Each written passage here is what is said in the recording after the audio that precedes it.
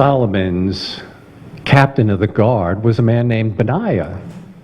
And Benaiah served the king with all his heart and all his soul, and he took great pride in never failing at any task that the king would ask of him. One day, as King Solomon was walking by, he heard Benaiah boasting to his soldiers, "I can do anything that the king asks of me." Well, the king was very disturbed when he heard this, for he knew Benaiah was a quiet man, a man of action, a man who did not speak much. And he thought, I'm going to need to humble this man. I'm going to have to give him a task that I know he can't complete, so he'll never be able to brag again that he can do anything I ask. He summoned Benaiah, and when Benaiah came, he said, "My heart desires a magic ring that I have heard about." And Benaiah bowed before the king and said, "Describe it for me so that I may immediately go forth and obtain it for you." And King Solomon said, "This is a ring that will make a happy person sad and a sad person happy. I give you 6 months to find this for me." And he sort of said this with a twinkle in his eye, for he knew no ring such as this existed. Benaiah had never heard of such a thing, but he said to the king, "I will search the world for you, and I will bring you this ring." Benaiah went out and he saw all of the goldsmiths in Jerusalem, and none of them had ever heard of such a thing. He went to all the silversmiths, and they also said they had never heard of such a thing. He thought, maybe this comes from far away, and so he went to the caravans, and he sought out all of the gem dealers and asked them if they had ever heard or had a ring that would make a happy person sad and a sad person happy. And all the camel drivers and all the traders said no, they had never heard of such a thing. He went out to the port where all the ships docked, and he went to every captain and asked them if they had ever heard that ring. And they all looked at him and shook their heads and stroked their beards, and they had no answers for him. The months went by, and he went to all the jewelry stores over. He met every caravan that came. He kept going back to the ports. No one knew of this. And he thought, I'm finally going to fail. He was very melancholy and downcast. It was now a day before his time was due. And he went back to the bazaar once again to check with all of the jewelers. And again, nobody had heard this. He was forlorn. And as he was heading back, at the corner of the bazaar, there was a little boy with a rug. And the rug just contained a few little bracelets and rings. And he said, I can leave no stone unturned. And he walked to the boy and said, "Boy, do you have a ring, a magical ring that will make a happy person sad and a sad person happy?" And the boy looked at him and said, "No." Benaiah's eyes filled with tears, for he knew now that he was a failure. But out of the shadows came the boy's grandfather. He had overheard what Benaiah had asked and said, "I may have what you want." And he took out a little gold band, and he inscribed in the band, and he put it in Benaiah's hand. And when Benaiah looked at it, the sadness left his face and a big smile came over him. And there was a huge sigh of relief, and all his misgivings and frustrations left his body.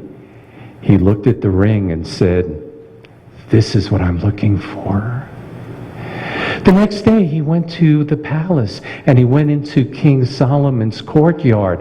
There was a great festival going on, and King Solomon was jolly and laughing with all of his guests. He saw Benaiah enter and thought, I will have to tell him so he doesn't feel humiliated for a long time. When he admits to me that he was not able to do what I asked, I will tell him that I gave him an impossible task. I did this to humiliate him. Benaiah came up to the king, and he placed the gold band in King Solomon's hand. King Solomon took it jovially, but then he looked at it, and then he looked out at his court with its gorgeousness and realized that someday he and all of this would be dust. He also knew that if he took this ring and he gave it to someone who was in grief, that this ring could give that person some comfort and relief. King Solomon hugged Benaiah and begged for forgiveness for testing him. And he took a ruby ring off his finger and gave it to Benaiah. He took that gold ring and he put it on his finger. And he kept it on his finger for all life. And that's what helped him with his wisdom and kept his life in balance. And I know you're thinking, what was the magic of that ring? It was that very simple inscription that just said, "And this too shall pass."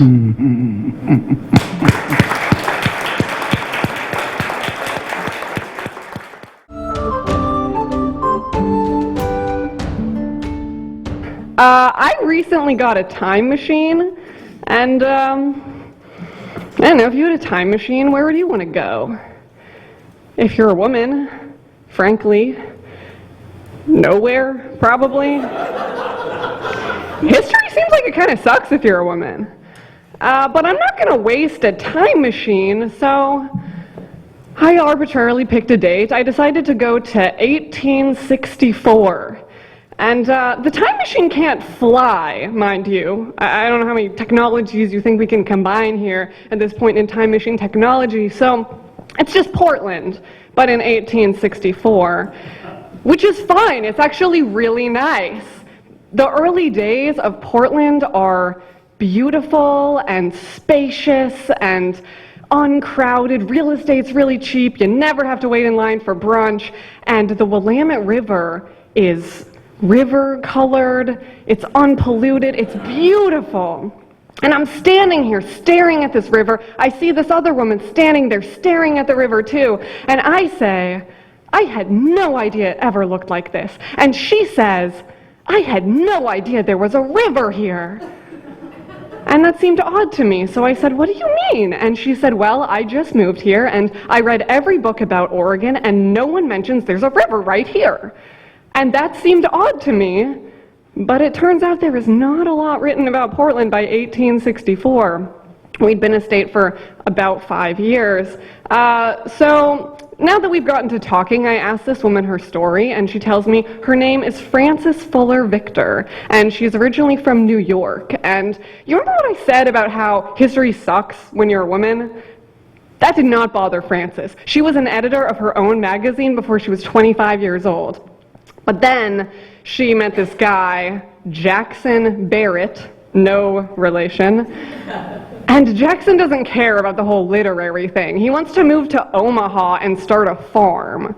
So they do, or she does anyway. After a little while, Jackson kind of just leaves her there with a farm.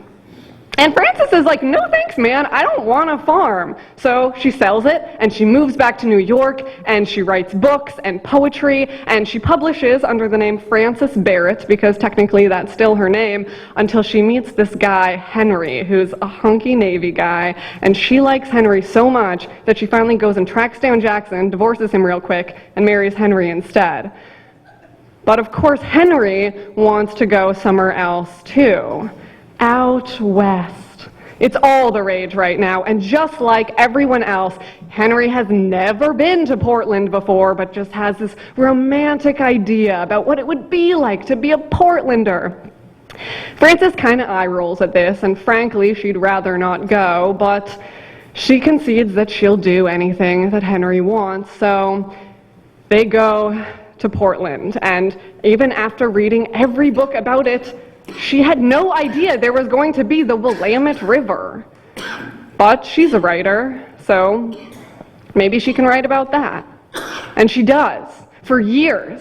With the benefit of my time machine, I know that she did some of the finest research on the brand new state of Oregon that had so far ever been done.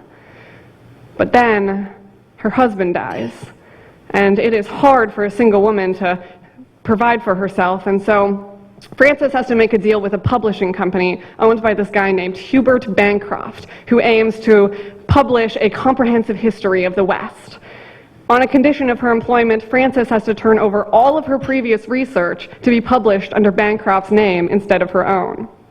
So she wrote novels and poetry under the name Frances Barrett, her ex-husband's name, and now all of her research has been published under the name Hubert Bancroft. It's not until 1890 that she finally quits that job and starts doing research again under her own name. Because it's hard out there to make a name for yourself as a woman. Often, when I look at American history and I see our founding fathers and our 45 male presidents, I don't feel represented. And that's why it's important to get into our time machines and find people like Frances Fuller Victor, who, despite the time in which they lived, seem familiar and relatable, who are badass, hard-working artists who are pursuing their passions, writing angry feminist poetry, talking about religion and its influence on politics, and quitting their jobs, working for successful publishers who don't appreciate them, so they can go out on their own. It makes me feel like women like me have actually existed all throughout history. They even wrote some of it. Thank you.